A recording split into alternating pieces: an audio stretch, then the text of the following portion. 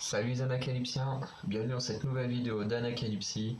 Aujourd'hui, on va se retrouver pour le MV d'un groupe masculin qui, pareil, je n'ai pas encore fait de vidéo sur cette chaîne. Ce sont les Monsta X. Voilà, qui du coup, depuis que je les écoute, n'avaient pas encore fait de comeback. Ou alors je suis passé à côté, hein, mais voilà, hein, c'est fort possible aussi. Mais en tout cas, cette fois-ci, même si au moment où j'enregistre j'ai 2 jours de retard pour ce groupe-là, et ben on va cette fois les écouter. Le titre s'appelle Rush Hour et on va lancer maintenant. Donc en plus on commence avec un fourgon de police. Donc est-ce que ça fait suite à une chanson qui a pu sortir avant ou est-ce que c'est juste le MV qui est comme ça? S'il y a des gros fans de Monsta X, n'hésitez pas à me le dire. Et en plus c'est marrant parce que vendredi, donc en plus quand le titre est sorti, j'étais parti faire une promenade dans un parc et quand je suis rentré chez moi, sur la route, il y avait une personne devant moi avec un pull, enfin un gilet Monsta X.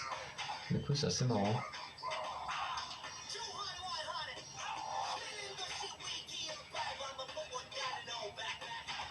Bon, en tout cas on a changé d'ambiance par rapport à NCT ou Oneus là. Parce que je rappelle que quasiment toutes les vidéos où je suis habillé comme ça, je les tourne à la suite. Hein.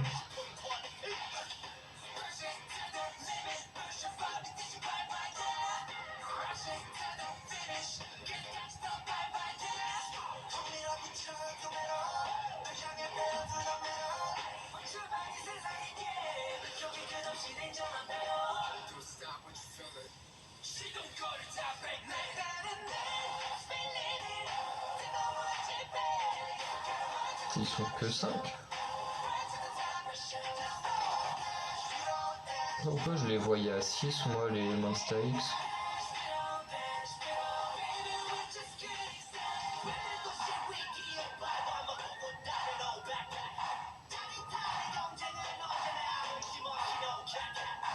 Ouais, avec le son derrière, alors je sais pas si c'est juste moi qui est bizarre, mais avec la façon que le mec il rappait et les sonorités, ça me faisait penser à un titre de Gwen Stefani.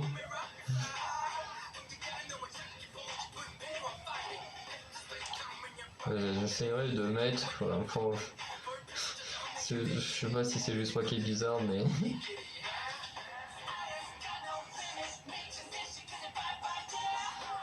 c'est vrai que on en parlait avec une pote, c'est vrai que ses cheveux orange là, parce que c'est même pas roux, c'est carrément orange, c'est vrai que c'est pas très beau à voir. Hein. Mais j'ai l'impression que ils ont du mal à faire des beaux cheveux roux en termes de teinture.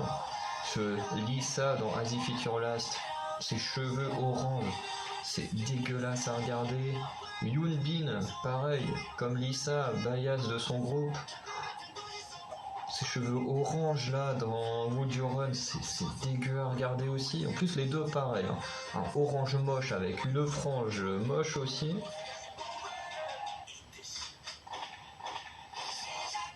Après il y a eu qui d'autre aussi qui a eu des cheveux orange dégueulasses. Bon, bah. Lui quand même qui est pas mal aussi en cheveux orange ratés.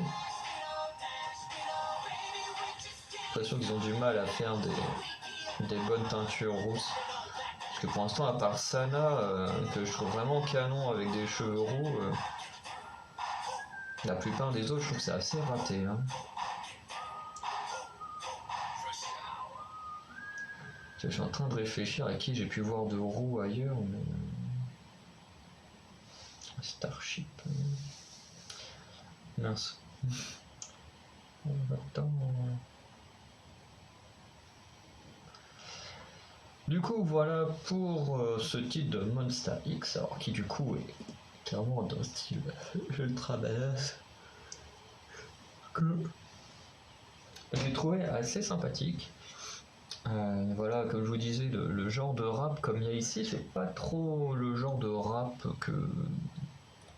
que j'aime bien. Ils sont pas trop dérangeants, mais c'est vrai que ce genre de rap un peu entre guillemets agressif, quoi, dans la façon de chanter, de faire l'acting du rap.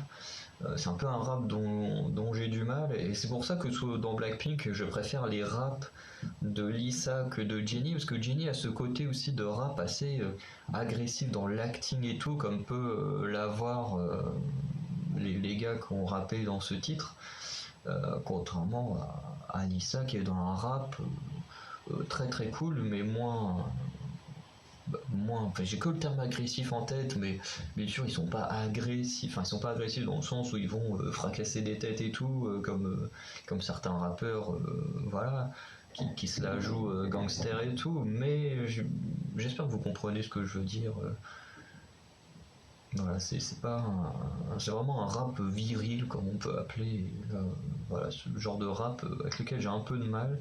Après, le titre dans sa globalité est vraiment très bien, donc voilà, c'est pas non plus trop dérangeant, mais on va dire que dans la catégorie rap, c'est vraiment le rap que j'aime le moins. Ensuite, du coup, le titre est vraiment bien. Bon, les visuels sont assez cool, les tenues sont vraiment géniales. Bon, à part la teinture rousse complètement ratée. Et le mec a les cheveux rouges, par contre, cette petite boule là, sur la tête, là, avec ses cheveux, c'est pas terrible non plus. Pas terrible comme style, hein.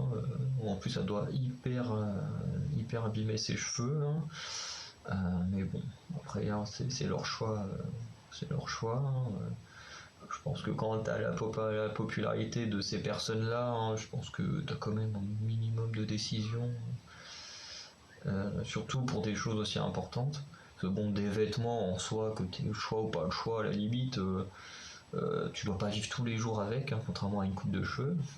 Même si, pour ceux qui ne le sauraient pas, hein, dans Harry Potter, la Warner avait spécifié dans le contrat des acteurs, surtout des trois héros, donc Harry, Ron et Hermione, enfin du coup Daniel Radcliffe, Grint et Emma Watson, dans leur contrat, ils avaient l'interdiction de se coiffer comme ils voulaient tant qu'ils jouaient dans la saga.